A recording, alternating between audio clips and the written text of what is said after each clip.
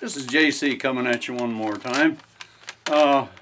Today I'm going to have a special poetry reading for you.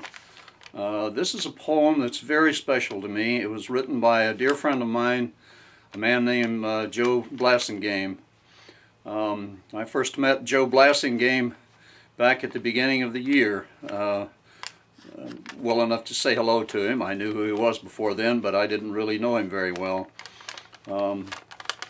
My wife, my sweet Donna Lee, died, went to heaven on September the 14th at 4:30 in the afternoon last year, 2009, and for a time I really had problems going out anywhere, going around people. I stayed mostly in the house. I just couldn't deal with even being alive, and it took several months to get to where I could be around people again. It was very tragic for me.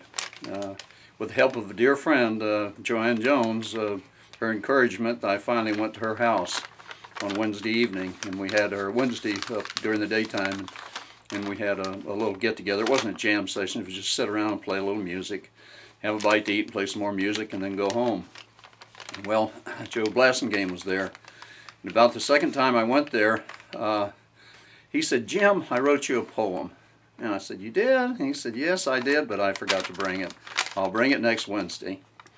So I said, okay, and I didn't think much more about it. Next Wednesday I went to Joanne's house and walked in the door, and Joe called me over and he handed me this slip of paper, and it was folded like this. And he said, "Now I want you to take this home and read it. Don't read it until you get home." And I told him, okay, and I didn't think much more about it. I put it in with my my music and my music folder and came home. Then when I took it out, I was just absolutely amazed. I couldn't believe hardly what I was reading.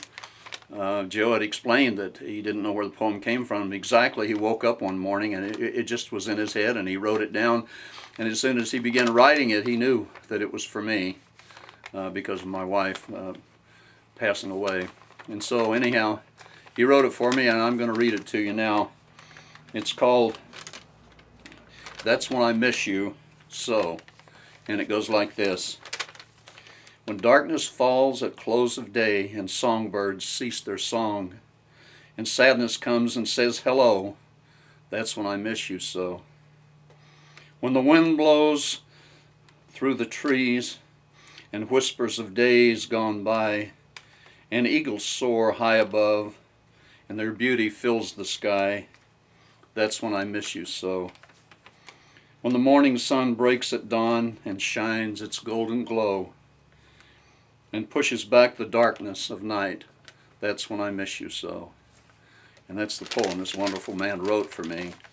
I know most of you don't know who Joe Blasengame was, and you would have to know him to know how he really was. He was a wonderful person. He was a big man, well over 6 foot tall, and he was quite overweight. He had diabetes, and the last time I visited him in his home, I walked in and he was sitting on the edge of the bed. He was such a big man, and that he had to walk around with the aid of a cane or have somebody help him most of the time.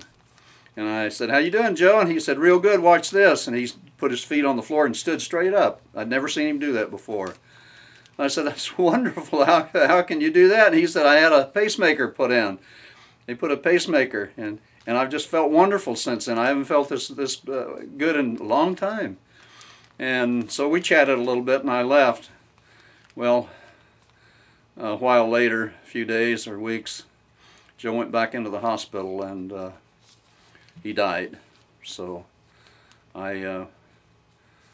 Joe was a wonderful person, and I wanted you to hear this poem. There's a memorial for him tomorrow, which is Tuesday at 2 o'clock in the afternoon, and I'm going to do my best to read this poem there for Joe, because he was a wonderful person, and we're really going to miss him. And this is for you, Joe Blasengame. Thank you very much.